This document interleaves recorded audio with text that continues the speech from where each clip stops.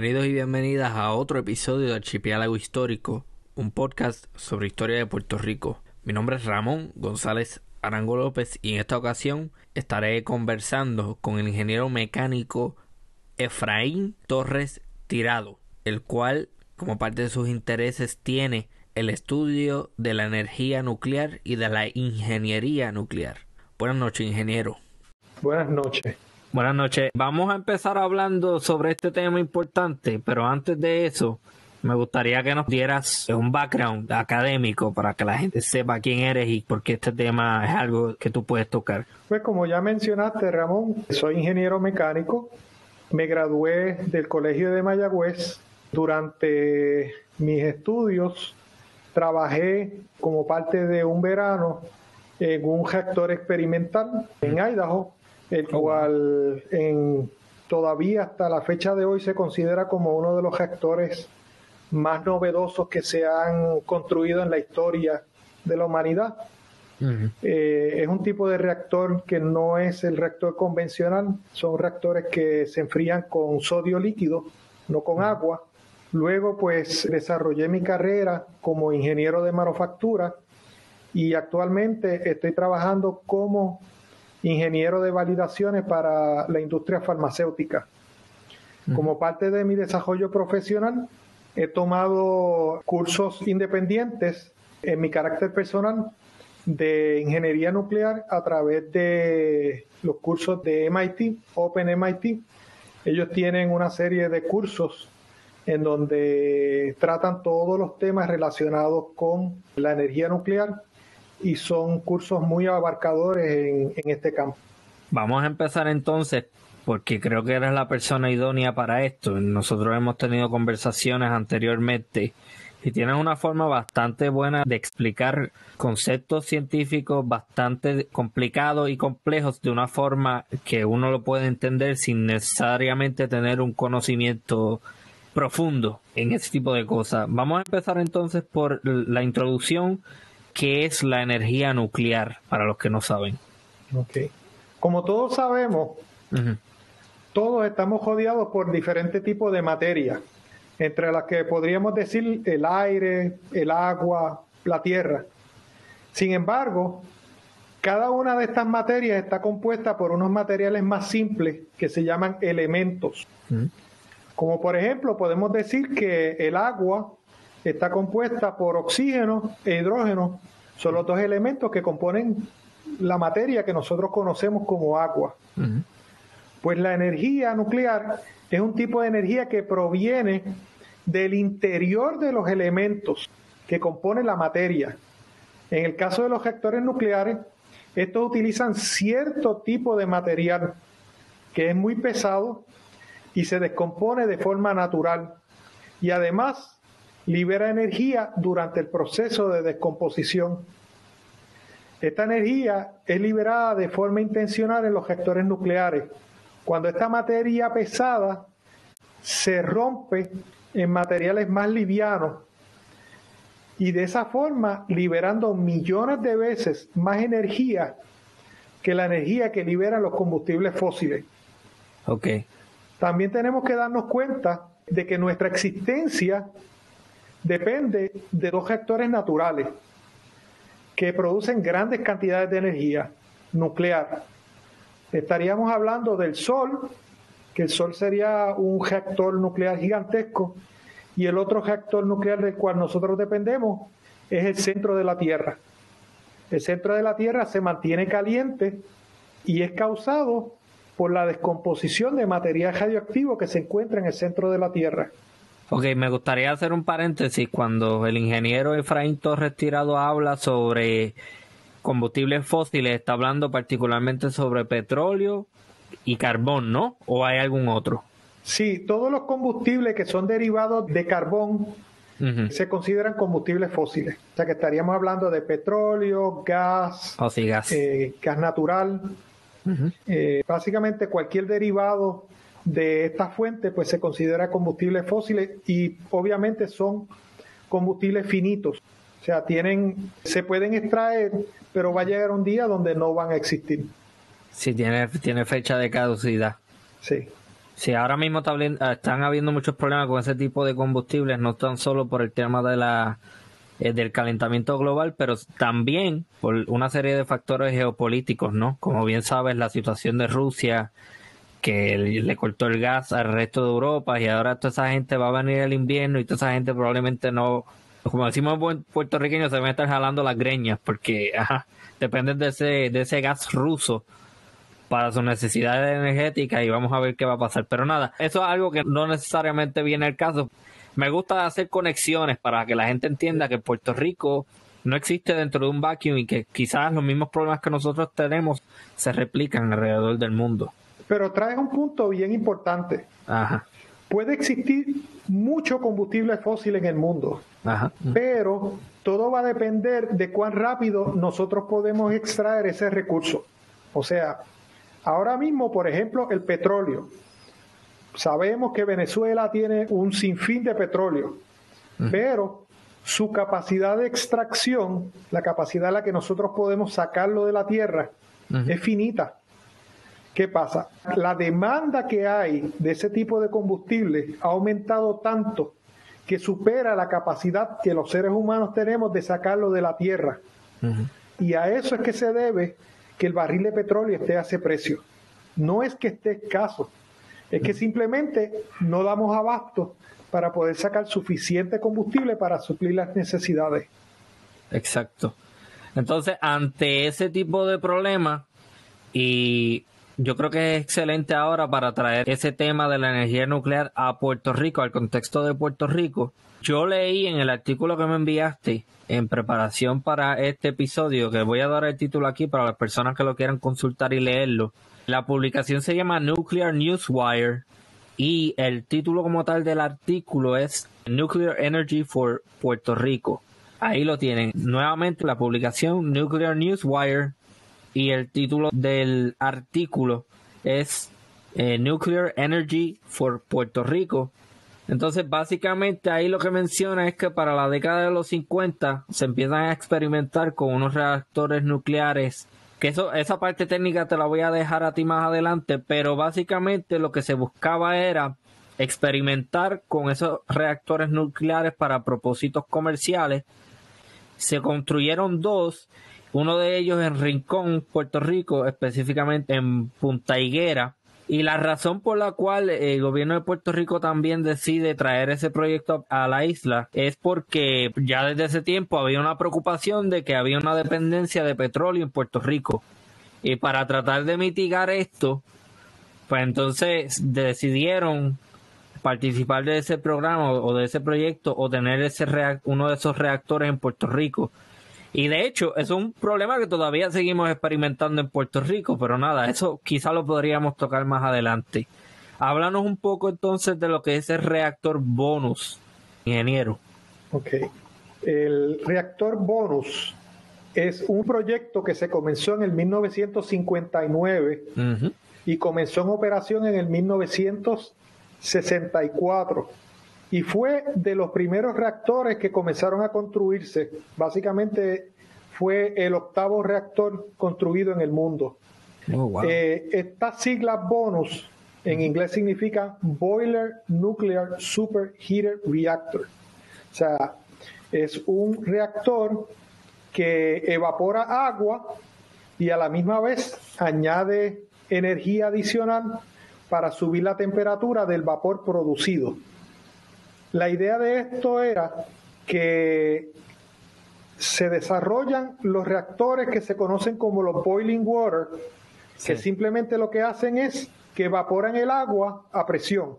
Pero ellos dijeron, si nosotros podemos añadir más energía a ese vapor de agua, nosotros podemos extraer mayor cantidad de energía eléctrica por cantidad de energía termal de calor que añadimos, pues por lo tanto el reactor va a ser más económicamente viable, porque entonces con la misma cantidad de calor estamos obteniendo mayor cantidad de energía.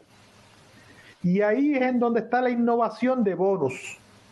Bonus es un reactor de evaporación de agua a presión, que se conoce como un boiling water, más una sección adicional que lo que iba a hacer era que iba a sobrecalentar ese vapor para añadirle más energía y de esa forma poder extraer más energía.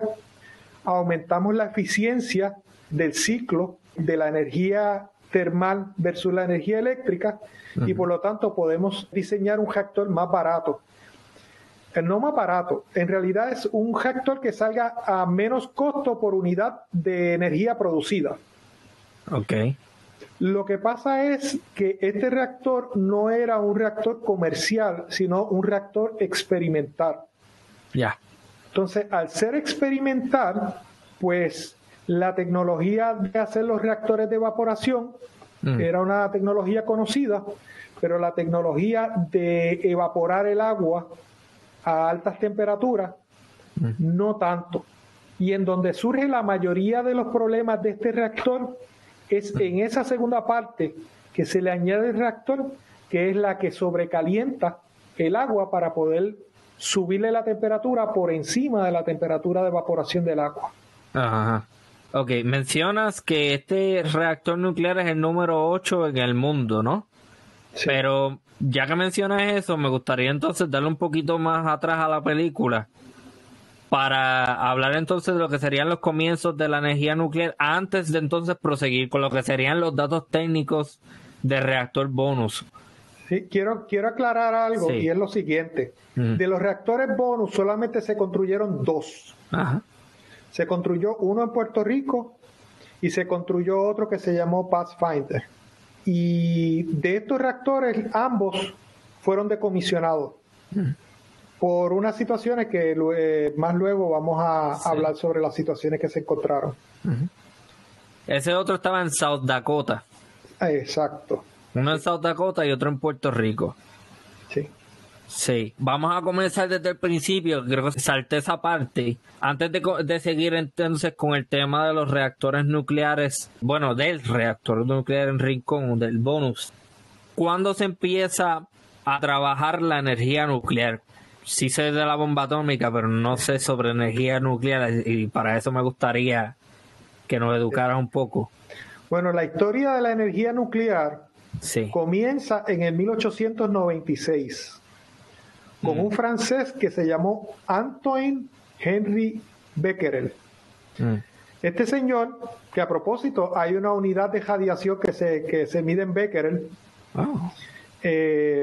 empieza a hacer investigaciones sobre la fluorescencia del sulfato de uranio y potasio. Y descubrió que el uranio emitía de forma espontánea una radiación misteriosa. Okay. Luego, en ese mismo año, empiezan las investigaciones del matrimonio Pierre y Marie Curie, que fueron los que descubrieron el polonio y el radio. Entonces, gracias a las investigaciones de Pierre y Marie Curie, es que se empieza a conocer lo que es la radiación y lo que es la descomposición de los elementos pesados. O sea, estaríamos hablando de elementos del orden del uranio. Bastante más adelante, ya entrando en la época de los 30, 40. Una pregunta. ¿A ese Becker le pasó lo mismo que al matrimonio, que murieron de radiación? No. Ok. Entonces, quería mencionar también una cosa. Cuando el ingeniero habla sobre elementos, recuerden, ¿verdad? La tabla periódica en la clase de química en la escuela. Los elementos con esas 2 letras, usualmente son 2 letras. En la clase de química hay una tabla periódica, pues él está hablando de los elementos dentro de esa tabla periódica. Ok. Después que, ¿verdad? Del 1898 viene la Segunda Guerra Mundial, que ya es en los 30, termina por ahí casi llegando a los 40, por ahí en los 40. Del 39 al 45. Pues el 45 termina con la bomba atómica de Hiroshima y Nagasaki. Sí. En donde Einstein pues desarrolla su famosa ecuación donde relaciona la materia y la energía, donde básicamente Einstein dice la materia es literalmente una cantidad gigantesca de energía concentrada. Y en base a este desarrollo de este físico, es que se desarrolla la bomba atómica, que es el primer uso que los seres humanos le damos a la energía atómica. Básicamente, utilizamos la energía atómica con propósitos militares. Sí, lamentablemente. Desafortunadamente. Luego de esta demostración de poder que surge en Japón, comienza una carrera armamentista de producción de metales para las fabricaciones de armas. Y así es que se desarrollan los primeros reactores para la fabricación de un elemento que no se encuentra en la naturaleza, que se llama plutonio. ¿El plutonio no es entonces un elemento que tú encuentras de forma natural en la Tierra? No. Wow, no sabía eso. No. Entonces se fabrica. Sí. Wow. Ok. El plutonio se fabrica en base al uranio. O sea que el uranio se expone en un reactor a un bombardeo de partículas atómicas y este uranio se convierte en otro material que se llama plutonio. Okay. Entonces, como el plutonio es un elemento diferente al uranio, pues químicamente puede ser separado. Okay. Y por eso es que se utiliza el plutonio. Porque cuando el plutonio se produce basándose en el uranio, se puede sacar el plutonio del uranio, purificarlo, y entonces básicamente obtenemos plutonio puro. Y el plutonio en su forma pura, pues es el que se utiliza para las armas nucleares. Ok, yo quiero que la gente entienda, él está hablando de algo, el ingeniero está hablando de algo sumamente complejo y yo agradezco mucho que lo está, no simplificando, pero explicando de una forma que uno lo entiende bastante bien, bastante fácilmente, o sea que me gusta eso. Pues los primeros reactores que se diseñan con el objetivo de convertir el uranio en plutonio. Ok. Pero estos reactores eran bien simples. Simplemente lo que contenían eran bajas de uranio, agua para enfriarlo, porque ya sabemos que cuando hay reacciones de este tipo se libera mucha energía. Esa energía se extraía a través del agua y luego el material se purificaba y se sacaba de ahí el material que se utilizaba para fabricar las bombas. Pues por lo tanto estos reactores eran bien simples.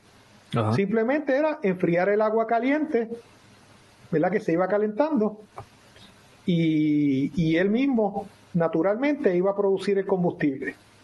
De ahí surge la idea de decir, bueno, ya que lo utilizamos con fines militares, ¿por qué no aprovechamos esa energía y diseñamos reactores que puedan utilizar esa energía para producir electricidad? Ok. Y de ahí es que salen la primera generación de reactores que se conocen como los reactores boiling water, los reactores que evaporan agua, básicamente. Y después entonces surge una generación que se quiso implementar, que es la de bonus. Y que fue una generación fallida, que en realidad se decomisionó y nunca se volvió a desarrollar esa tecnología. Ok, entonces para los efectos no viene siendo la generación 2 porque solamente se cuentan las generaciones que fueron exitosas. Sí, exacto. Casi siempre las generaciones están marcadas por un cambio radical en su construcción y diseño. O sea, tenemos la generación 1, que eran simplemente unos reactores muy simples, que lo que tenían era pues una forma de controlarse simple. Luego, especialmente después, qué curiosidad, ¿verdad? Después que Bonus se desmantela, ocurre la generación 2 de reactores, que son reactores que tienen unos niveles de seguridad más estrictos.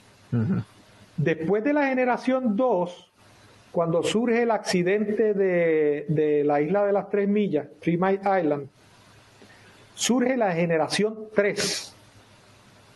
Okay. En la generación 3 son más estrictos todavía en los niveles de seguridad.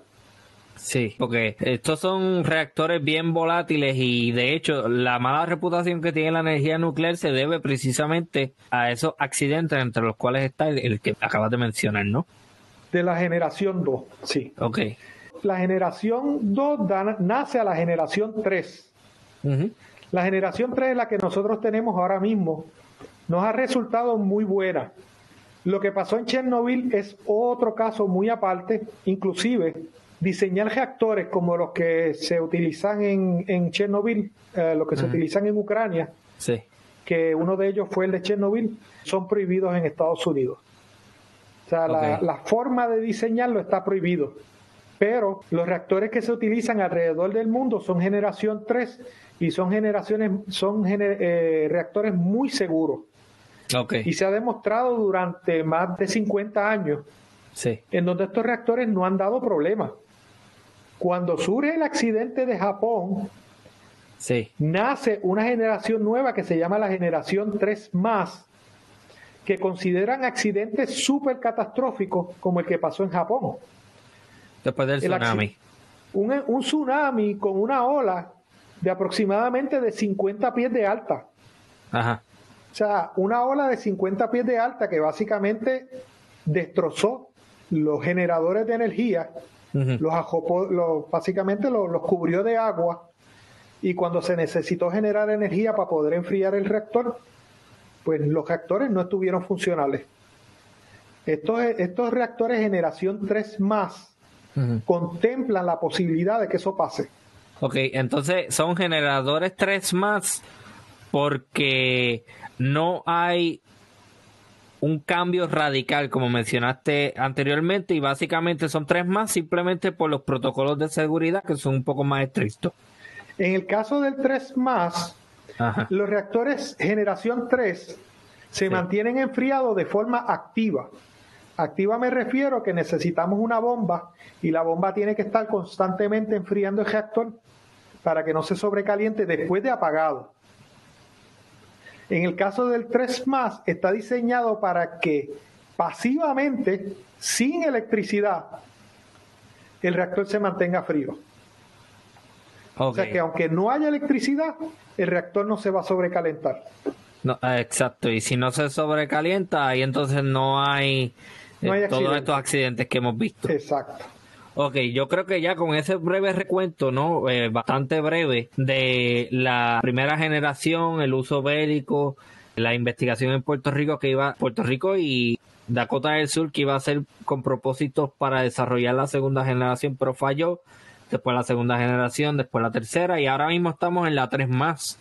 Yo creo que entonces ahora podríamos entonces hablar un poco sobre ese reactor bonus que trataba de ser la segunda generación de reactores nucleares en el mundo.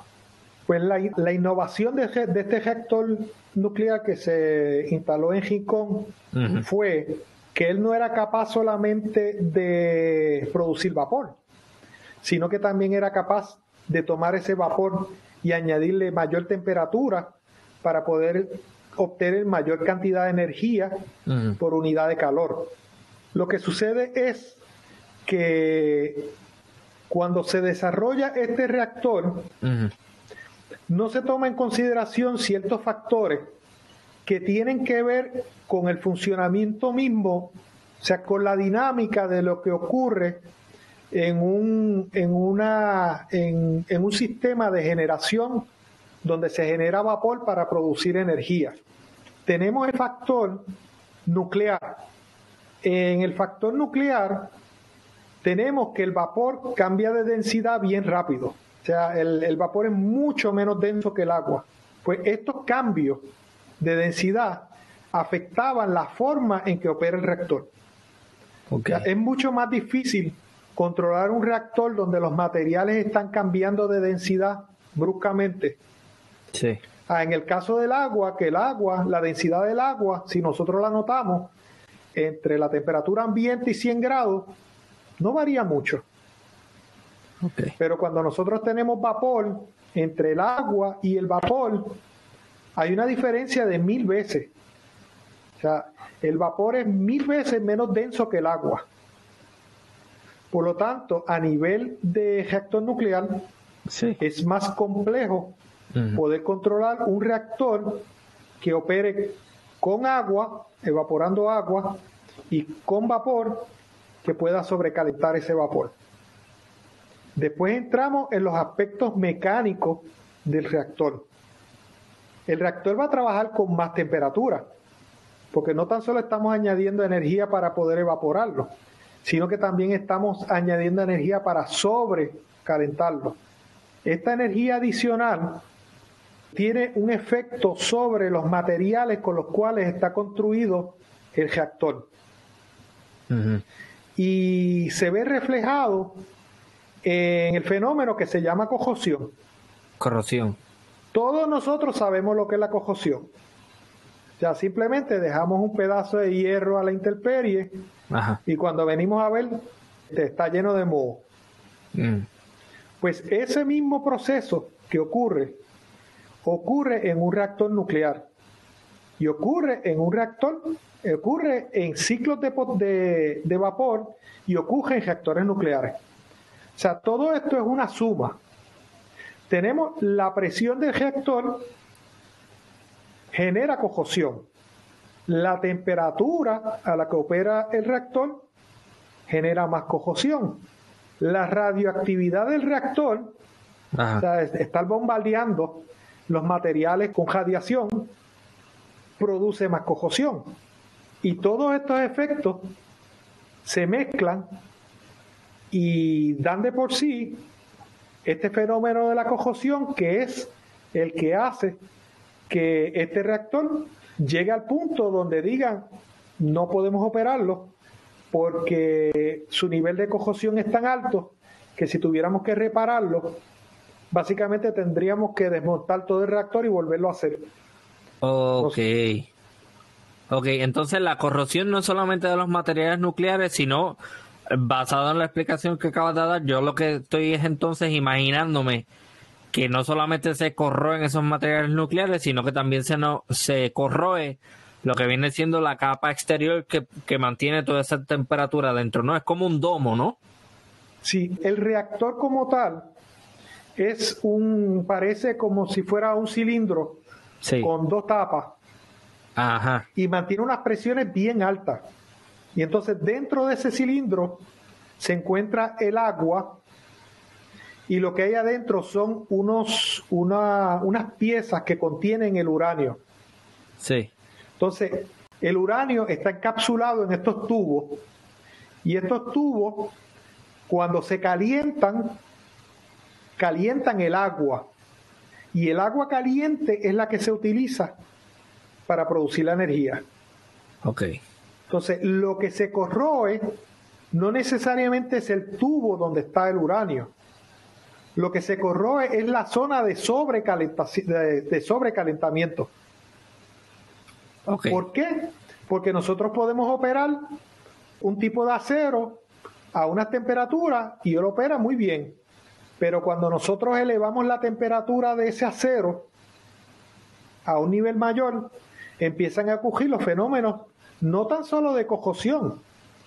El acero se vuelve más blandito con el calor. O sea, su resistencia disminuye.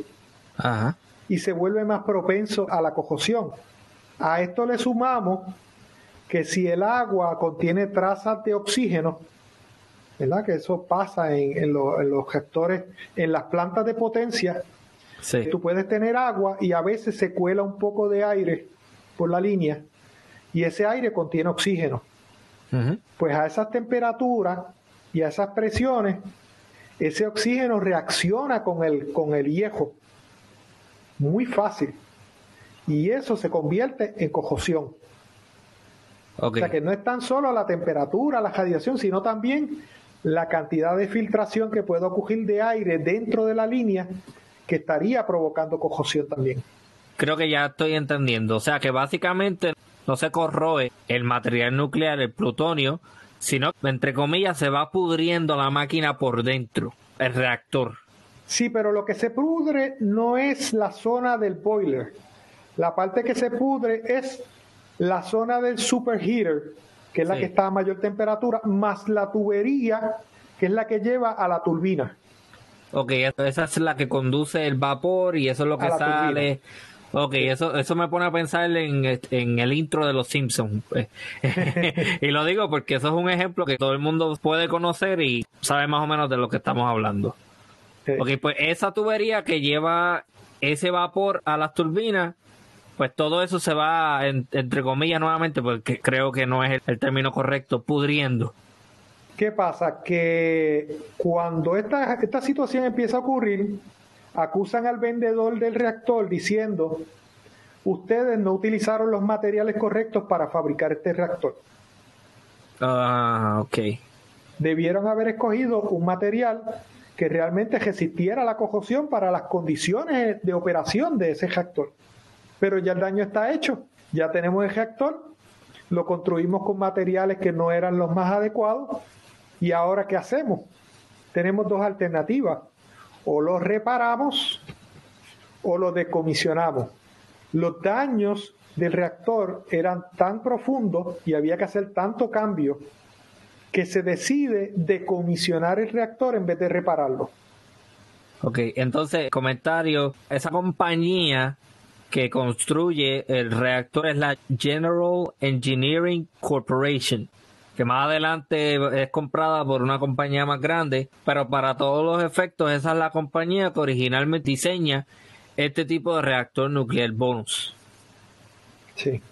Entonces, ese reactor se construye en Puerto Rico con fondos del US Atomic Energy Commission y la Autoridad de Acueductos y Alcantarillados, ¿no? Y lo que sería la PRERA sí, la PRERA creo que es. Exacto. Todo eso en conjunto es lo que se utiliza para construirlo.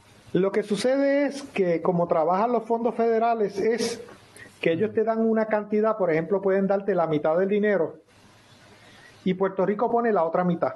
Ajá.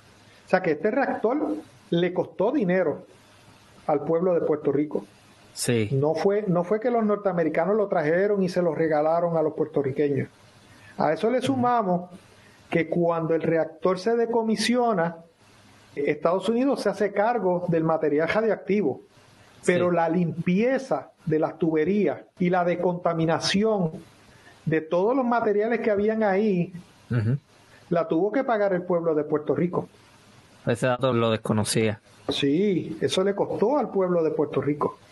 Ok. Pues entonces, básicamente lo que sucede es que después del fallo de este experimento, pues volvemos entonces a la dependencia al combustible fósil y a la dependencia a que embarcaciones extranjeras, bueno, sí, extranjeras, pero nada, leyes de cabotaje, me imagino que en un futuro hablaremos de eso en otro episodio.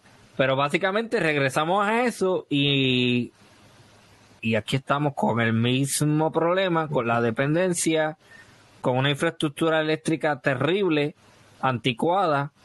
Yo creo que algo más que añadirías al tema técnico del reactor antes de seguir entonces con la conversación.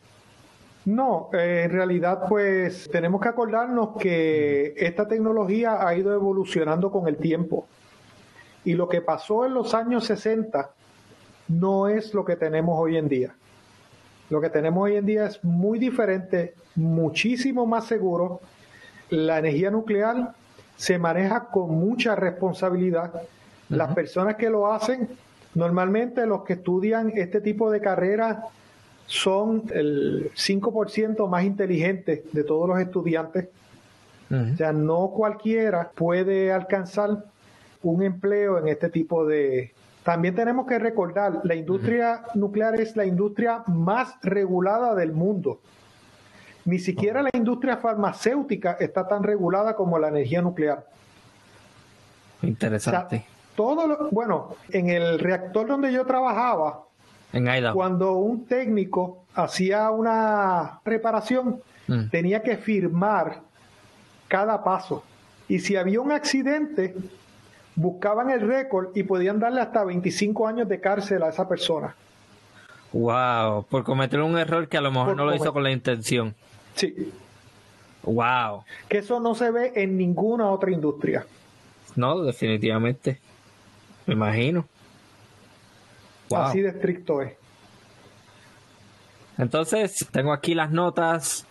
Ok, tengo una nota que dice, todavía es monitoreado por el Departamento de Energía de los Estados Unidos. O sea, se decomisiona. Ese material radiactivo se guarda. Me imagino que allí mismo el rincón está en alguna parte dentro de la... ¿Cómo funcionó esa parte? Se supone que no. Se supone que ellos se hayan llevado el uranio. Uh-huh. Pero lo que es el caparazón, sí, lo que hacen es que lo llenan de cemento. Y hacen como si fuera un coffin, un coffin es un ataúd, ¿no? Un ataúd. Hacen un ataúd de concreto. Sí. Donde encapsulan ese reactor para que cualquier material que esté adherido al reactor no salga al ambiente. Oh, ok. Oh, qué interesante. O sea que eso está allí todavía, básicamente enterrado bajo cemento. El reactor está allí. El combustible nuclear no se supone que esté allí. Ok. Incluso sería bien irresponsable si estuviera allí, porque recordemos que eso está al lado de la playa. Eso te iba a preguntar, ¿por qué se construye al lado de la playa? ¿Cuál es el propósito de eso? Ok. Lo que pasa es que estos reactores trabajan a temperaturas relativamente bajas y por lo tanto su eficiencia es baja. Para poder trabajar en una eficiencia aceptable, uh-huh. ese vapor que se produce una vez pasa por la turbina, hay que enfriarlo, uh-huh. y se enfría con agua.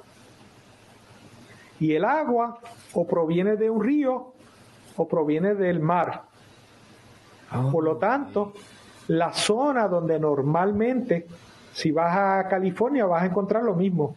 Los reactores son instalados cerca de las playas para poder utilizar el agua de mar como sistema de enfriamiento para los reactores. Si no tienen agua de mar, utilizan agua de río. Pero entonces pasa lo que pasó en Francia, que hubo un calor inmenso, el agua de los ríos, del agua del lago se sobrecalentó y entonces tuvieron que apagar los reactores porque no tenían, el agua estaba entrando muy caliente dentro del lago y iba a matar todos los peces. Oh, wow. Ok. Entonces, otra cosa que se me escapa y me gustaría me dieras el dato. ¿A cuántos residentes se supone que eso le iba a dar energía eléctrica? ¿A cuántas casas? Ok, el reactor tenía una capacidad de 17 megavatios. Ajá. En la época de los 60, una casa común podía gastar quizás algunos 5, 6 kilovatios. Uh-huh. A esa razón, yo entiendo que debe de estar como 3,000 casas, algo similar por ahí. O sea, que es relativamente poco. Sí, era un reactor pequeño. El propósito de ese reactor era innovar tecnología nuclear y a la misma vez traer luego un reactor de 530 megavatios, boiling water, para instalarlo en Puerto Rico.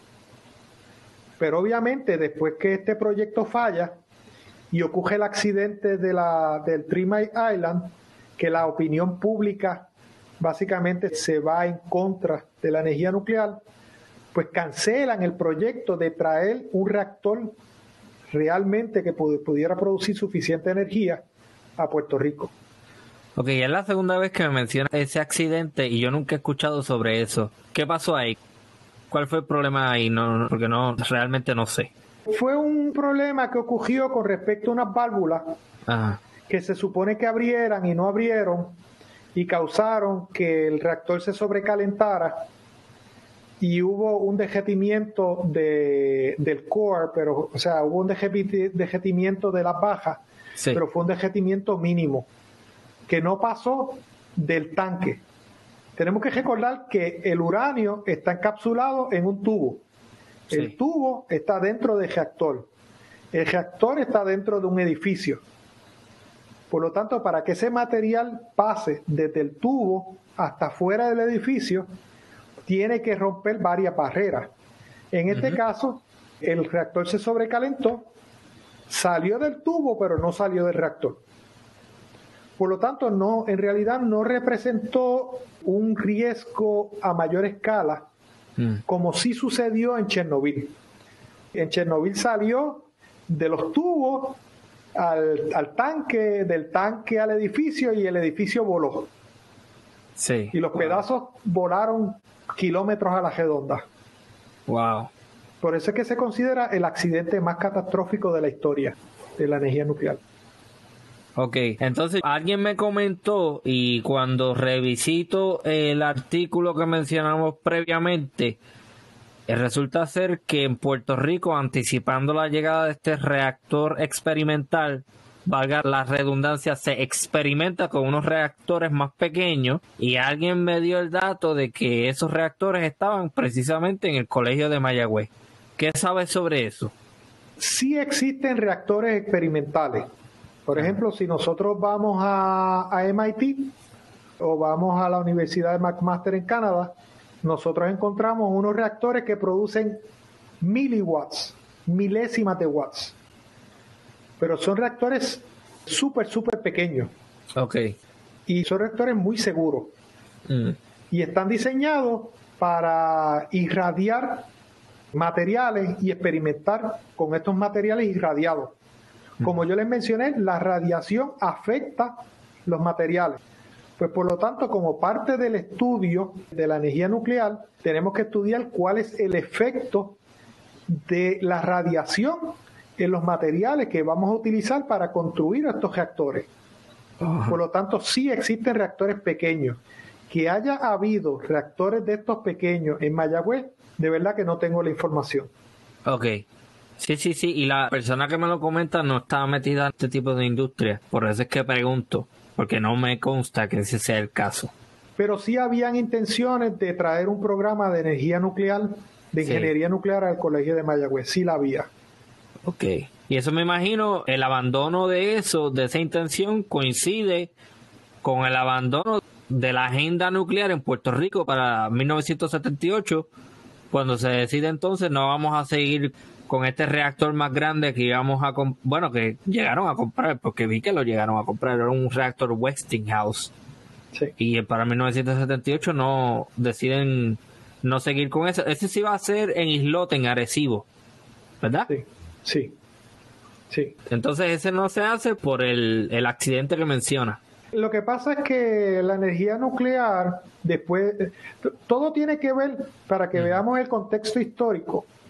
Antes de que ocurra este accidente de las 3 millas, que yo he mencionado varias veces, hay una película que se llama El síndrome de China, donde presentan un reactor nuclear que se derrite y contamina el agua. Bueno, supuestamente el efecto era tan catastrófico que el reactor se hundía y llegaba hasta el centro de la Tierra, según la película. Eso no es una realidad. Okay. Pero la gente, como desconocía y todavía desconoce lo que es la energía nuclear, ve estas películas y se lo creen. Entonces, una semana después ocurre el accidente de las 3 millas y la gente se tira a la calle y protesta porque ya tenía la imagen de la película donde había ocurrido una catástrofe y había muerto montones de personas, supuestamente en la película, por causa de la radiación que se expandió a través del accidente. Ok, entonces ¿hubieron protestas en Puerto Rico hasta donde tengas conocimiento? No tengo conocimiento de que hayan habido protestas, pero sí hubo a nivel planetario, hubo una reluctance, hubo una que no se quiso continuar con la agenda nuclear. O sea, básicamente la construcción de reactores nucleares se detuvo. Sí. Todavía los reactores nucleares que nosotros tenemos tienen 20, 30 y hasta 40, o sea, son reactores viejos. Estamos hablando de que los reactores que tienen más de 25 años, estamos buscando la forma de poder renovar las licencias, las certificaciones, porque se construyeron hace 25, 30 años atrás y ya la experiencia de construir estos reactores se ha ido perdiendo. Por lo tanto, construir la experiencia, la mano de obra especializada para construir estos reactores es cuesta arriba y se está optando por recertificar los reactores que ya existen. Pero sí tiene que haber un renacimiento de la energía nuclear porque se está viendo que geopolíticamente, ambientalmente, hay muchos factores que están haciendo, como yo mencioné, el caso de la capacidad que nosotros tenemos de extraer energía del ambiente. Pues eso nos limita como sociedad y como civilización. Entonces, no estamos atados a la alternativa de poder considerar la energía nuclear como una energía que nos va a proveer una serie de beneficios que no podemos conseguir a través de otras energías. Sí, pero la energía nuclear tiene una reputación terrible precisamente por la película y por otras cosas y por los accidentes. Y entonces yo lo veo bien complicado. ¿Cómo lo ves tú? Okay. El problema de la energía nuclear es un problema de percepción. ¿Cuántas personas murieron en Japón por causa del accidente de Fukushima? No sé. Una persona murió.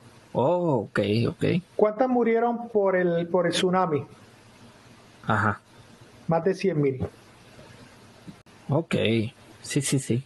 Nadie dice, tú sabes, un tsunami es mucho más peligroso que un reactor. 100,000 veces más peligroso que un reactor, digamos. Entonces, el accidente de Chernobyl fue un accidente que no debe de volver a ocurrir nunca más. Porque fue causado, el accidente de Chernobyl fue básicamente, ellos estaban simulando un accidente y causaron un accidente. Okay. Pero hubo mucha ignorancia en el proceso, demasiada ignorancia. Es algo que no puede volver a ocurrir. Eso me lo habían mencionado anteriormente, que era un simulacro, ¿no? Un protocolo en caso de que, si esto pasa de verdad, así es como vamos a reaccionar. Exacto. El punto que estamos planteando ahora es, la energía nuclear tiene unos riesgos que en realidad han disminuido a tal punto que inclusive la energía eólica es más peligrosa a nivel de muertes que la energía nuclear. Okay. Hay más gente que se caen de esas torres poniendo los sistemas estos de molinos de viento. Hay más gente que se mata en ese tipo de empleo de los que mueren por causa de cualquier tipo de accidente. Sí, que en Puerto Rico hay unos inservibles en Santa Isabel que no hacen nada. Ese es un punto bien importante. Ajá. Puerto Rico tiene una serie de situaciones especiales donde va a tener que seriamente considerar la energía nuclear. Okay. Tenemos el asunto de los huracanes. Un huracán de 160 millas por hora, a menos que sea un molino de viento súper bien diseñado, no hay molino de viento que aguante una ráfaga de 160 millas por hora. Ok, ya te entiendo. Eso es lo primero. Lo segundo es que no es una fuente en la que nosotros podamos confiar 724. El molino de viento funciona cuando el viento le dé. Sí. Y nosotros sabemos que eso ocurre en primavera. En verano no hay viento. Sí, que esta gente, ustedes literalmente lo que querían hacer era sacarle un par de milloncitos al gobierno de Puerto Rico. Ahí hubo un asunto bien importante, y fue que cuando se hicieron los números de cuánto, lo que le llaman el retorno de la inversión, supuestamente el retorno de la inversión era factible, y después que instalaron los molinos se dieron cuenta de que no había viento suficiente. Dios mío. O sea que el dinero está allí, pero no está produciendo lo que se esperaba que produjera. Esos ingenieros no se graduaron de Mayagüez, yo creo, porque es que es imposible. Es complicado, es muy complicado. Sí. Oye, pero hay algo que también yo añadiría, y yo no sé ¿qué piensas? Esos molinos no solamente son dañinos para gente en términos de accidentes, sino que también matan aves. Sí, han habido casos de aves, pero la cantidad de aves que mueren por causa de estos molinos de viento no es no es significativa. Ok. No estamos hablando de que va a matar miles de aves. Ok. Una que pase de vez en cuando y la maten. Ok, entonces después de 1978 se abandona y se acaba, como quien dice, la era de la energía nuclear en Puerto Rico y volvemos a la misma historia de siempre, de depender de las barcazas que traen petróleo para que los reactores hagan la energía nuclear, etcétera, etcétera, etcétera. ¿Cómo ves el panorama actual energético en Puerto Rico? Bueno, Puerto Rico a nivel, digamos, geopolítico, necesita una fuente confiable de energía. No podemos estar dependiendo de que las barcazas lleguen. Un día se forma una guerra en Arabia Saudita o en cualquiera de estos sitios, ¿y qué vamos a hacer sin energía? No hay refrigeración, no hay con qué moverse, no hay motores, no hay nada. Volvemos a la edad de piedra, volvemos, básicamente. De por sí ya eso es un asunto que a nivel de seguridad energética deberíamos considerarlo seriamente. Ya nosotros vemos lo que está pasando en Europa. No queremos que nos pase a nosotros lo mismo. En Europa, una cuenta de electricidad que antes venía de $200, ahora está viniendo de 1.200. Imagínate si eso lo estuviéramos viviendo en Puerto Rico. Ok, pero en Europa, ¿a qué se debe eso? Europa se hizo dependiente a la energía, al gas ruso. Sí. Y cuando Rusia cortó el gas, Europa no tenía la infraestructura para poder traer el gas natural y licuarlo y distribuirlo. Porque el gas natural licuado necesita de una infraestructura diferente a la que utiliza el gas natural. El gas natural básicamente una turbina lo comprime, lo pone en un tubo y lo lleva hasta su punto de uso. En el caso del gas natural hay que licuarlo, se pone en una barcaza, tiene que haber un muelle diseñado para recibir ese gas licuado, tiene que pasar por un proceso de degasificación para entonces poderlo meter a las tuberías y poder distribuirlo. Y esa infraestructura no estaba. Y por eso es que el precio del gas en Europa se dispara. Wow. No tan solo por la escasez del gas, sino porque tampoco existe, como yo menciono, o sea, ¿de qué vale tener millones y millones de pies cúbicos de gas si tú no tienes la infraestructura para extraerlo? Sí, exacto. Y eso fue lo que le pasó a Europa. En Puerto Rico... Esa gente se la va a ver bien fea cuando el invierno empiece bien chévere. Cuando empiece el invierno... Ok. Ni siquiera cuando empiece el invierno. Ya están hablando de que en Polonia la gente está quemando la basura para poder calentarse. Wow. A ese punto. Sí. Bueno, el punto es que Puerto Rico... Recibir barcazas en Puerto Rico... ¿Qué va a pasar en caso de un tsunami?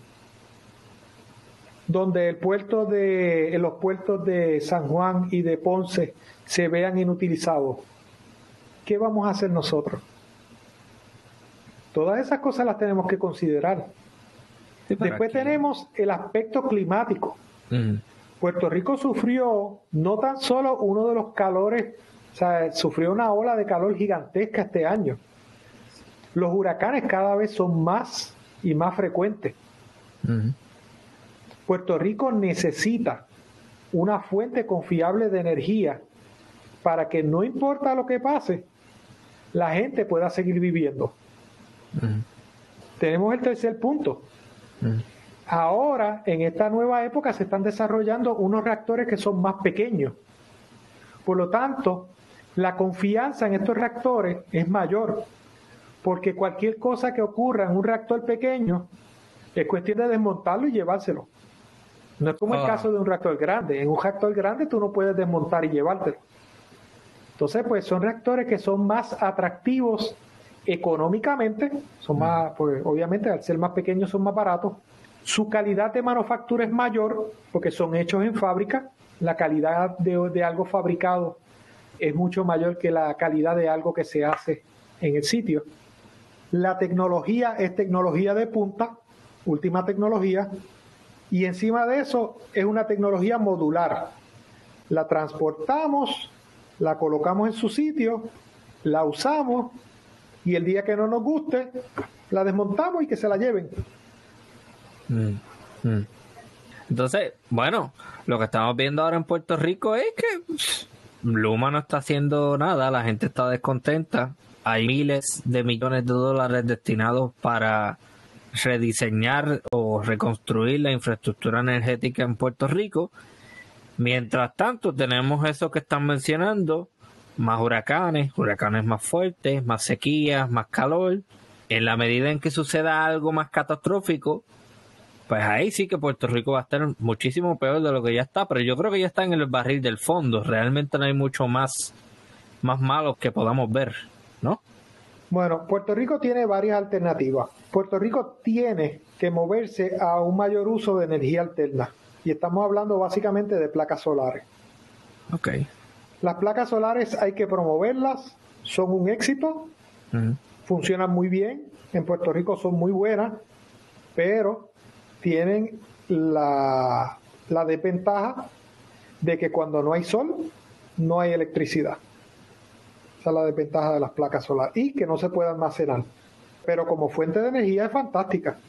Pero sí necesitamos una fuente confiable de base, lo que se llama de base. Y la energía nuclear puede llenar ese espacio y lo puede llenar de una forma segura, económica y confiable. Ok, entonces yo estaba viendo que había, no sé mucho del tema, así que lo voy a parafrasear como pueda, porque es un tema complejo. Había una legislación para hacer que Puerto Rico se moviera a energía solar, pero también escuché unas preocupaciones, específicamente en otro podcast que he puesto para el problema. Ellos estaban hablando de que, asume que Puerto Rico entonces la energía es 100% solar, pero ¿cómo se repara esto? ¿En dónde se botan las placas una vez se dañan? O sea, tú tienes que no solamente comprar la placa, tú tienes que también tener un plan de, ok, si se daña, ¿cómo la arreglamos? Y si se daña y no lo podemos arreglar, ¿dónde entonces botamos esas placas? O sea, esto es complicadito. Esto no es simplemente tú traes las placas, ponle una a cada techo y se acabó el evento. Eso es muy cierto. Uno de los problemas principales de las placas solares es qué vamos a hacer con ellas una vez se termine su periodo de uso.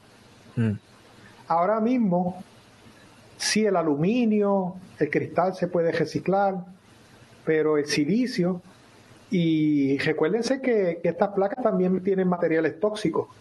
¿Dónde las vamos a tirar? No las podemos tirar donde quiera. Sí, está complicado. Estamos hablando de, por ejemplo, la soldadura estaño plomo o tiene plomo, por dar un pequeño ejemplo. Sí, el plomo, eso, cáncer y todo lo demás, ¿no? Sí, el problema del plomo es que el plomo se disuelve en pequeñas cantidades en el agua y causa demencia y causa esterilidad en las personas. Wow. Ok, háblame un poquito, que ya nosotros tuvimos varias conversaciones sobre este tema en otras ocasiones. Háblame un poco sobre los reactores de generación 4. Ok. Pues después que surge esta generación, ¿verdad? La generación 3, después surge la generación 3 más. Pues con esto del cambio climático empieza a haber una preocupación real sobre qué fuentes de energía nosotros podemos utilizar como fuente de energía confiable. Sí. Y todos los ojos empiezan a apuntar hacia la energía nuclear. Pero la energía nuclear también tiene sus retos. Entre los retos, uno de ellos es el uranio que se utiliza. Tanta cantidad de uranio, la mayoría del uranio se desecha y solamente se utiliza una pequeña cantidad. O sea, de todo el uranio que se extrae, se mina, solamente el 0.7% es uranio que es utilizable. Okay. Por lo tanto, el otro 99.3% en los reactores que utilizamos hoy en día se considera basura, no hacen nada. ¿Qué pasa? Si tú metes 99% de basura, dentro del reactor, cuando abras la tapa, ¿qué va a haber allá adentro? 99% de basura. Y eso te trae al problema de los desechos. ¿Qué vamos a hacer con los desechos? Son desechos que tienen unos niveles de radioactividad que pueden durar hasta cientos de miles de años. Ciertos componentes duran esa cantidad. Entonces, encima de eso, tenemos el asunto de que ese uranio, que es el que se utiliza para hacer el proceso de la energía nuclear, cuesta lo que cuesta el paladio. O sea, nosotros estamos quemando paladio, básicamente, para producir energía. ¿Paladio es otro elemento? Paladio es varias veces más caro que el oro. Ok. O sea, que estamos hablando, la energía nuclear es extremadamente condensada. O sea, sí.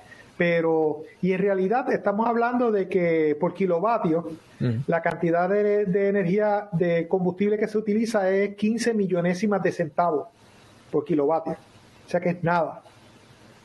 Pero aún así, si nosotros fuéramos a alimentar el mundo, no podríamos alimentarlo con un material tan exótico como lo es el paladio, que es un material escaso. Entonces, debido a la eficiencia, debido a la seguridad, debido a la proliferación, que ese es otro tema aparte, la proliferación es el hecho de que no se quiere desarrollar tecnologías que puedan ser utilizadas para la fabricación de armamentos atómicos. Okay. Ese es otro tema aparte. Pues se desarrolla lo que se conoce como la generación 4, que ataca todos esos problemas y son ideas que se generaron para desarrollar nuevos tipos de reactores que cumplan con esas métricas, que sean más seguros, que sean más eficientes, que sean más económicos, que sean más difíciles de producir combustible que se puede utilizar en armas. Y de ahí surge generación 4. Surgen 6 modelos. Hasta ahora existen 6 modelos. De los 6 modelos, 3 son de lo que se conoce como fisión rápida y 3 son de fisión termal. Los de hoy en día son fisión termal, se conoce como fisión termal, donde básicamente lo que hacen es que deceleran las partículas que producen la reacción y al reducirle la velocidad, pues propensan que ocurra la reacción nuclear. En la reacción rápida no. En la reacción rápida estas partículas no se deceleran y simplemente se dejan que ellas incidan sobre el metal y incidan sobre el combustible y produzcan la reacción nuclear. Okay. ¿Qué desventaja tiene? Que necesitas más material para producir la misma cantidad de energía.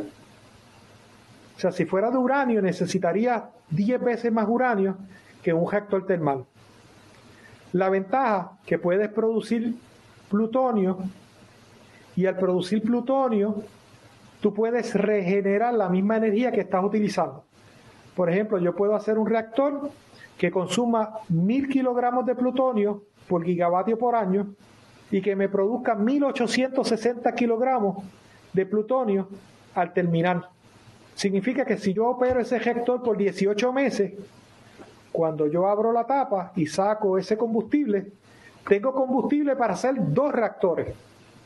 Y de esos 2 reactores tendría combustible para hacer 4.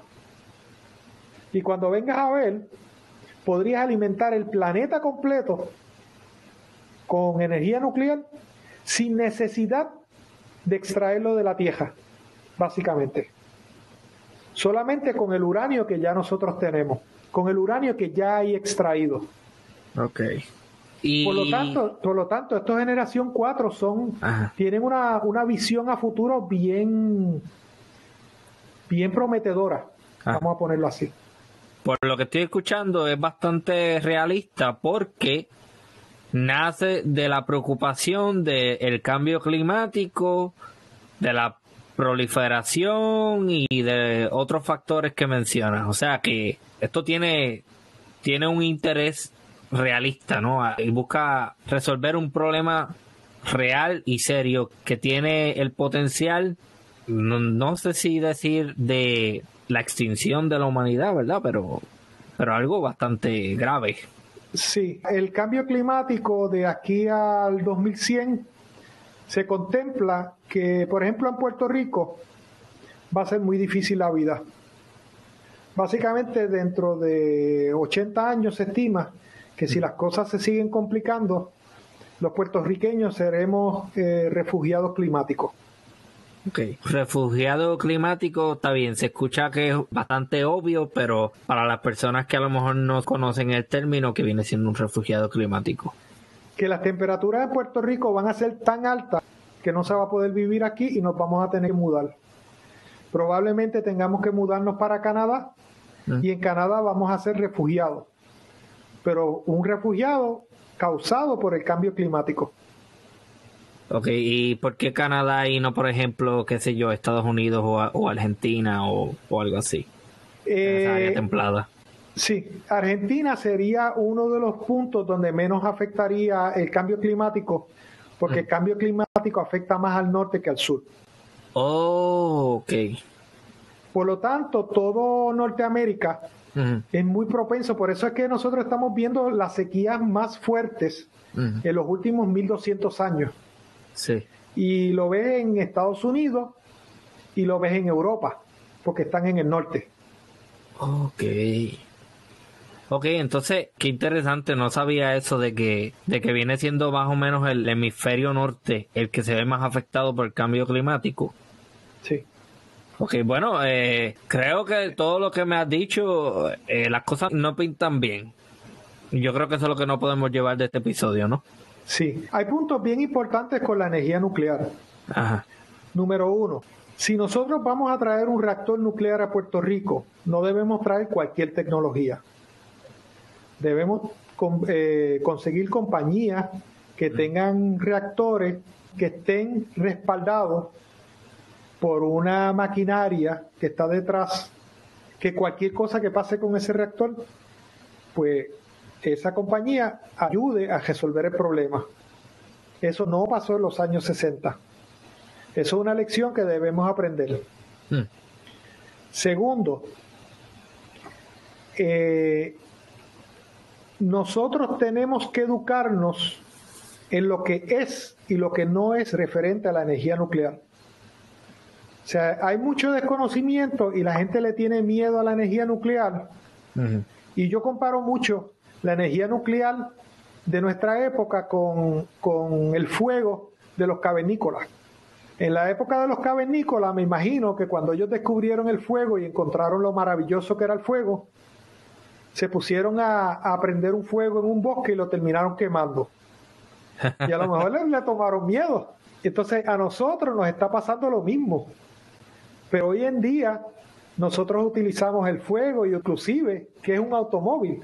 Un automóvil es un vehículo que funciona con explosiones controladas. Ajá. Entonces, yo veo el futuro como que la educación en la energía nuclear va a traer una nueva generación de puertorriqueños que van a ser muy conscientes de que la energía nuclear no es solo desarrollar una tecnología, es un desenvolvimiento. Es que la energía nuclear tiene que progresar.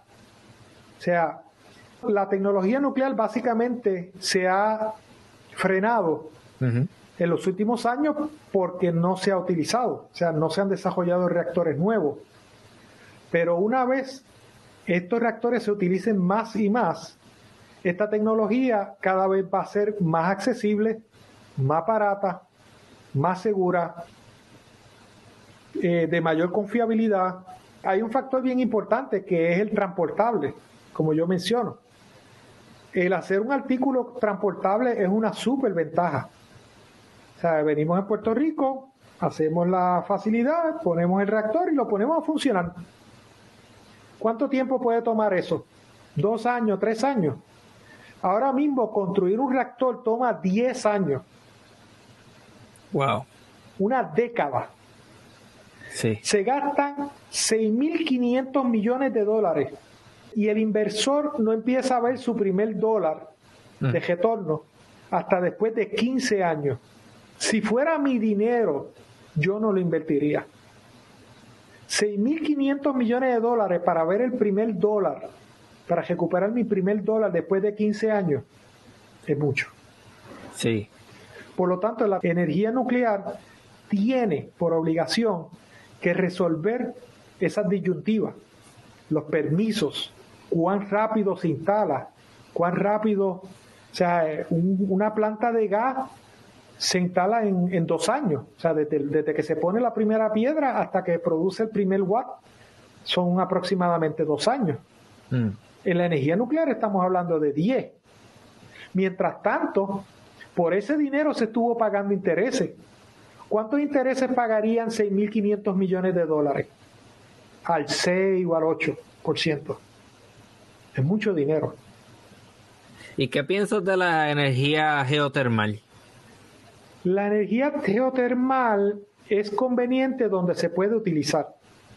No todos los sitios se puede utilizar la energía geotermal porque no está disponible. Hay tecnologías que se están desarrollando para hacer pozos más profundos para poder utilizar la energía geotermal, pero hasta ahora esas tecnologías no están lo suficientemente maduras. Es como el caso de la fusión. Mucha gente dice, la fusión, fantástica. Llevamos como 70 años tratando de desarrollar la fusión, y cuando terminemos de hacer la fusión, que pueda producir lo suficiente, nos vamos a encontrar con el problema de que desarrollar los reactores de fusión es caro. Un sitio como África no puede comprar un reactor de fusión, no tiene dinero. Ok. Mencionaste anteriormente una palabra de vocabulario, fisión. ¿Qué es fisión? Ok, fisión en simple español significa ruptura. Y es cuando un átomo de un elemento se rompe y libera energía. ¿Qué es lo que pasa en el uranio?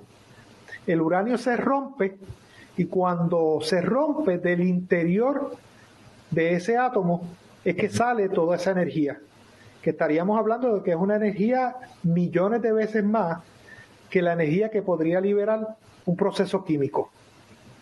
Ok, entonces fusión, ¿qué viene siendo fusión? Ok. Fusión es, me imagino, lo opuesto. Sí. En el caso de la fusión empieza por elementos livianos que se unen y forman elementos más pesados.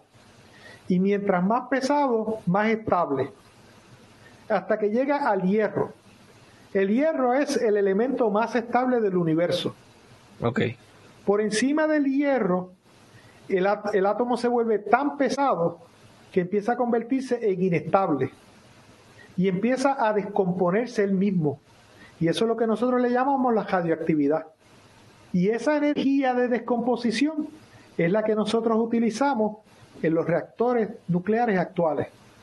O sea que estamos rompiendo átomos pesados y los estamos convirtiendo en átomos más livianos, y la diferencia en masa se convierte en energía. En el caso de la fusión, tomamos elementos más livianos, los unimos en un elemento más pesado, y la diferencia en masa se convierte en energía. Pero obviamente es mucho más difícil la fusión que la fisión. Es como si estuviéramos en un campo de golfito. Sí. Imagínate que estuviéramos en un campo de golfito y tuviéramos la montañita esa que se conoce como el volcán. Ajá. Y nosotros le damos muchas veces hasta que de momento la bolita ¡pum!, cae en el orificio del volcán. Ajá. Pero tenemos que intentarlo muchas veces. El caso de la fisión sería como si el campo de golf fuera completamente plano, hubiera un boquete hubiera un orificio bien grande, y cada vez que meten una bolita salen 3. Okay, entiendo. Por lo tanto, la fisión es mucho más barata, mucho más accesible, se puede manejar con niveles de seguridad muy buenos. El asunto de los desechos, en el caso de la fisión rápida, no existen los desechos de miles de años, se desintegran dentro del reactor. Los desechos de la fisión rápida solamente duran alrededor de 300 años. Y nosotros tenemos edificios que han durado 300 años. O sea que sí se pueden fabricar contenedores que duren 300 años. Pero 10.000 años o 100.000 años, ya estamos hablando de algo bastante complicado. Sí. En una de nuestras conversaciones anteriores me mencionaste que, contrario a lo que se piensa, hay ciertos materiales nucleares que son radiactivos por un periodo relativamente corto de tiempo.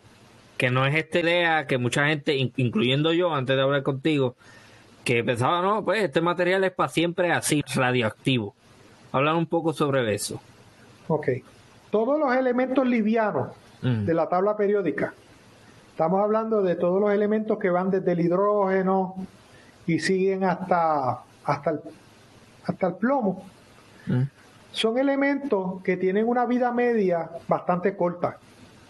O sea, por ejemplo, el xenón, que es un gas noble que se produce en los reactores, tiene una vida media de 6 horas. Eso significa que a las 6 horas lo podemos sacar de ahí, tirarlo al aire y no pasa nada, porque ya no es radiactivo. Tenemos neodimio. El neodimio tiene una vida radiactiva de 50 años. Tenemos el cesio y el estroncio, que tienen vidas de 37 años.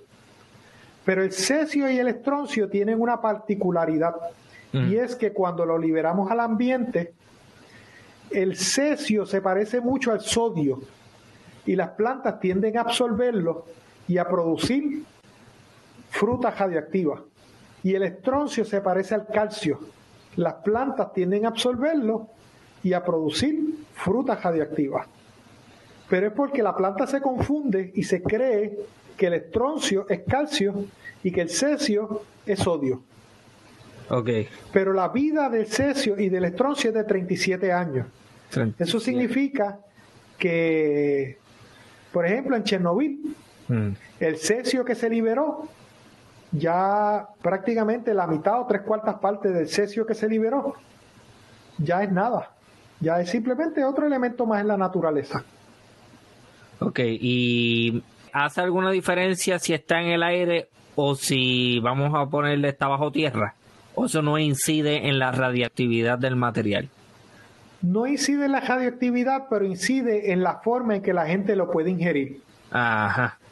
Porque si está en el aire, todo el mundo tiene que respirar aire.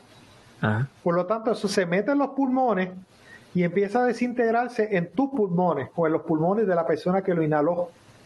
Y en el sitio donde se aloja, donde se acomoda esa partícula, ahí empiezan esas partículas que se están desintegrando a destruir las células, y tanto están destruyendo las células hasta que producen un tumor.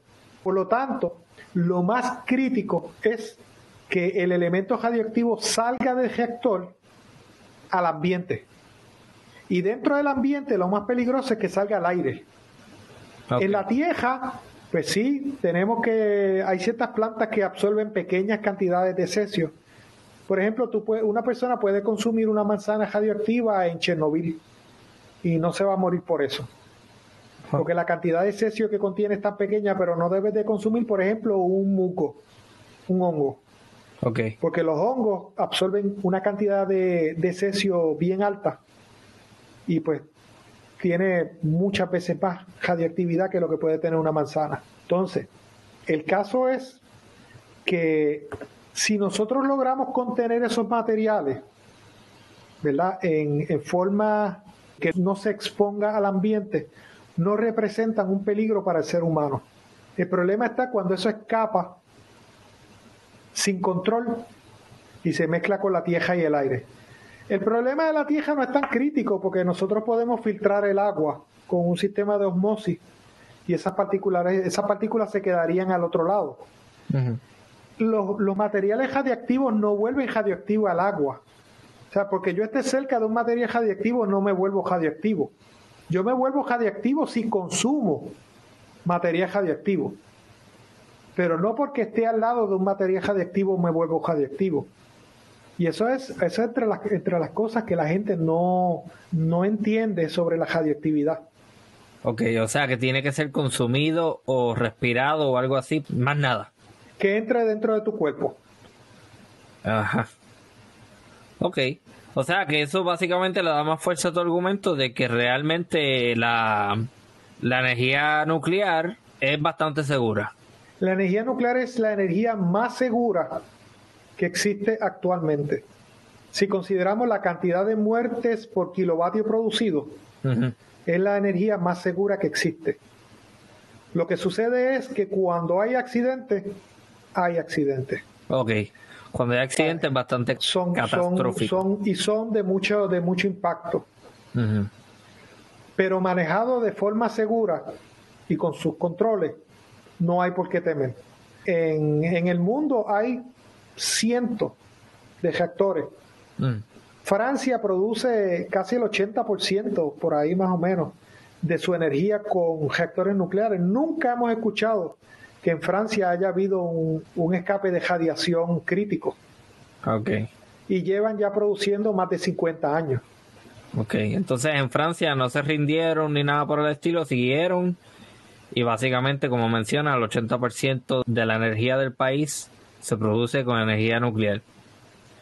Y son los únicos que ahora mismo están en una posición ventajada con respecto al resto de Europa, con respecto a la situación que estamos viviendo actualmente. Oh, sí, la situación de Rusia y el gas natural.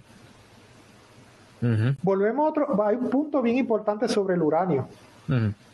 El uranio que se utiliza en Europa viene de Rusia. Por eso te digo que los reactores de fisión rápida pueden ser una solución, porque los reactores de fisión rápida no dependerían del uranio de nadie. Hay 280,000 toneladas de desechos radiactivos, de desechos de reactores que podrían ser utilizados. Y no habría que sacar ni un gramo más de la tierra. ¿Cuál viene siendo entonces el país que está a la vanguardia de este tipo de energía? El país que está a la vanguardia, tristemente, es Rusia. Y lo digo tristemente, sí. ¡Wow! Sí. Ok. Rusia, para empezar, Rusia es la nación que más reactores está construyendo alrededor del mundo. Okay. Estados Unidos básicamente no está construyendo casi ningún reactor. Bien poco. Segundo, es la única nación que tiene un reactor cercano a un reactor generación 4. Ok. O sea que el futuro de la energía nuclear ya está en Rusia. ¿Y quién le dio los planos para ellos desarrollar esa tecnología? Los norteamericanos. Pagamos $3,000 millones por desarrollar la tecnología de fisión rápida y le entregamos la tecnología a los rusos para que ellos la comercializaran. Ok, ya me imagino que eso es otro, en buen castellano, rabbit hole. Eso ya es otro tema. Sí. Ok, entonces yo creo que sería buen momento para recapitular. La energía nuclear, ya discutimos lo que viene siendo la energía nuclear, comienzo a finales del siglo XIX, 1896 en Francia, cómo se utiliza para propósitos bélicos y cómo después de eso se dan cuenta de que, ok, espérate, esto tiene muchísimo potencial, quizás lo podríamos utilizar para fines de energía. Después de eso hablamos un poco de la primera generación, de cómo se pretende experimentar para crear lo que sería la segunda generación y cómo esos experimentos, como resultado de esos experimentos se construye un reactor bonus en Dakota del Sur y otro en Puerto Rico. Pero ya nos diste entonces el resumen técnico de por qué eso no fue para ninguna parte y terminaron decomisionando el proyecto. Después de eso hay otros planes, pero para 1978, que no mencionamos, ese segundo reactor que se quería traer, bueno, creo que se trajo, ¿no? El Westinghouse, ¿se trajo o no? No se llegó a traer. Pero se compró. Se compró. Ok, pues ese se iba a traer, sí, creo que lo mencionamos, ese se iba a traer para Arecibo. Sí. Y empezamos a hablar entonces de lo que viene siendo el panorama mundial y del cómo el cambio climático nos está forzando a ver este tipo de energía como una opción viable frente a otras opciones. Y en el caso de Puerto Rico, mucha gente está hablando de la energía solar, pero en base a la conclusión a la que yo puedo llegar es que sí está chévere, pero tiene bastantes problemas y no es tan consistente. O sea que no puedes confiar tanto en ella como lo podrías hacer con la energía nuclear, ¿no? Sí, en la energía solar tenemos varias cosas importantes. Ajá. Una de ellas es el hecho de que a los 10 o 15 años hay que volver otra vez a reemplazar todas esas placas. Eso hay que botarlas y poner placas nuevas. Entonces, un reactor nuclear dura 40 años. Y ese reactor te está generando para miles y miles y miles de casas. Sí, y es 724. Entonces, hay otro punto que no se ha tocado con respecto a los reactores nucleares. La energía que no se utiliza. O sea, normalmente nosotros, en la industria de la energía, lo que hace es que reduce la producción de energía cuando no hay demanda. Pero en un reactor nuclear, lo que podríamos hacer con esa energía es producir combustible sintético. Y entonces podríamos tener energía para todas las casas y combustible sintético para los automóviles. Y entonces la utilización de ese reactor es mayor y el costo por energía generada es menor. O sea que en realidad eso se traduciría en que los puertorriqueños pagarían menos por la electricidad todavía, con la ventaja de tener un combustible sintético que puede ser quizás como la amonia, que no contiene carbón y no afecta el problema de la emanación de gas invernadero. Ajá. Ok, se escucha todo tan simple, pero cuando uno mira el panorama político en particular, está bien cuesta arriba. Sí. Ajá, eso ya es otro tema, pero yo creo que ya para propósitos de este episodio, yo creo que ya estamos bastante claros con lo que es. Yo creo que logramos de alguna manera echarle luz al tema de la energía nuclear y hacer que se vea menos pernicioso, ¿no? ¿Algún otro comentario que quiera hacer antes de terminar este episodio? Yo hago hincapié de que los puertorriqueños deberían, en la escuela elemental, en la escuela, deberían implementar un programa de educación sobre la energía nuclear a nivel elemental, intermedio, superior. Porque el problema que estamos teniendo es que la gente no entiende, no sabe lo que es y lo que no es relacionado a la energía nuclear. Y si nosotros nos tenemos que mover hacia ese campo, lo mejor que podemos hacer es educarnos en ese campo. Ahora mismo yo te estoy escuchando y yo realmente me arrepiento de no haberle prestado tanta atención a los maestros de química y física en la escuela superior. Porque realmente estos son temas bastante interesantes que tienen aplicaciones en el mundo real. Y lamentablemente, pues por una razón u otra, nuestra sociedad le tenemos un miedo tradicional a las matemáticas y a la ciencia. Por lo menos esa es mi opinión. No sé cómo lo ves tú. Bueno, en el caso de las matemáticas y la ciencia, yo entiendo que el miedo que desarrollan los estudiantes es porque no ven el trasfondo de lo que es la matemática y la ciencia. O sea, si los estudiantes le vieran el trasfondo, la utilidad a la matemática y la ciencia, a lo mejor le tomarían más cariño. Sí, ahí diste el clavo específicamente con mi situación personal. Mi problema siempre fue ese. Si yo sé para qué sirve esto y cómo yo lo puedo utilizar, se me va a hacer muchísimo más fácil entenderlo versus que tú me enseñes, qué sé yo, una fórmula, qué sé yo, para resolver un trinomio de qué sé yo qué.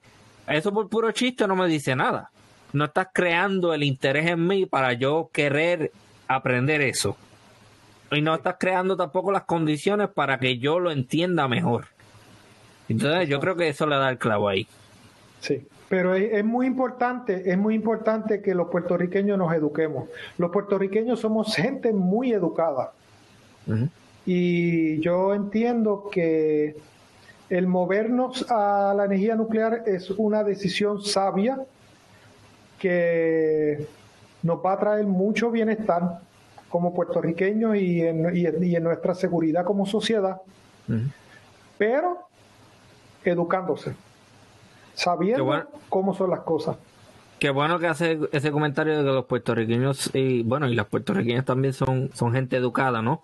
Porque yo me imagino que mucha gente al escuchar eso en un futuro va a estar como, ¿cómo no? Todo lo contrario, no somos muy inteligentes nada. Y yo soy de los que piensa que sí, en Puerto Rico hay una capacidad increíble, hay muchísimo talento, hay muchísima gente educada en comparación con otras personas. Yo he tenido conversaciones con personas de otros lugares que me dice, ustedes son gente bastante inteligente porque la cantidad de puertorriqueños y puertorriqueñas que estudian y llegan a la universidad es mayor que en otros lugares. Entonces, cuando tú lo ves de esa manera, pues quizás entre nosotros mismos podamos decir, bueno, no somos gente tan inteligente nada.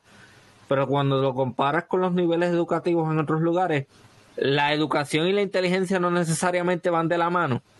Pero sí, los niveles de educación son bastante grandes en Puerto Rico. Y qué bueno que lo mencionas, porque yo sí estoy de acuerdo con ese comentario. Pues nada, muchísimas gracias por haber participado. Yo pienso que, como hice al principio, hace un excelente trabajo de simplificar un tema bastante complejo y hacerlo simple y hacerlo fácil de entender. Yo creo que eso es un talento que tienes. ¿Has considerado dar clases en alguna institución? Sí, lo he considerado, pero hasta ahora pues he estado trabajando en la industria y pues tengo bastante trabajo donde estoy. Sí. Y me ha resultado muy bien, pero sí lo he considerado como una alternativa a futuro. No, definitivamente yo creo que necesitamos más gente que sea así, que enseñe este tipo de temas, lo facilite y que de alguna manera promueva el interés por este tipo de temas que es de vital importancia no solamente para Puerto Rico, sino yo diría para el mundo entero. Así que muchísimas gracias nuevamente, ingeniero Efraín Torres Tirado. Muchas gracias por invitarme a tu podcast. Fue un honor haber estado en tu podcast y de verdad que gracias por el servicio que nos estás ofreciendo a todos nosotros los puertorriqueños de estudiar nuestra historia, conocer las oportunidades que hemos tenido en el pasado, oportunidades de hacerlo mejor y utilizar ese conocimiento para hacerlo mejor en el futuro. Definitivamente. Es muy valioso el trabajo que estás haciendo. No, yo lo hago con mucho gusto. Y nada, no me pesa. Muchísimas gracias por eso. Así que esto ha sido otro episodio de Archipiélago Histórico. Hasta la próxima. Y con eso culmina este nuevo episodio de Archipiélago Histórico. Mi nombre es Ramón González Arango López. Me gustaría invitarles a que entren al enlace que encontrarán en la descripción de este episodio. Ahí encontrarán las diferentes plataformas en donde escuchar el podcast, así como las redes sociales. Me gustaría que se suscriban y compartan este episodio con amigos y familiares. Recuerden que salen episodios nuevos todos los jueves. Gracias y hasta la próxima.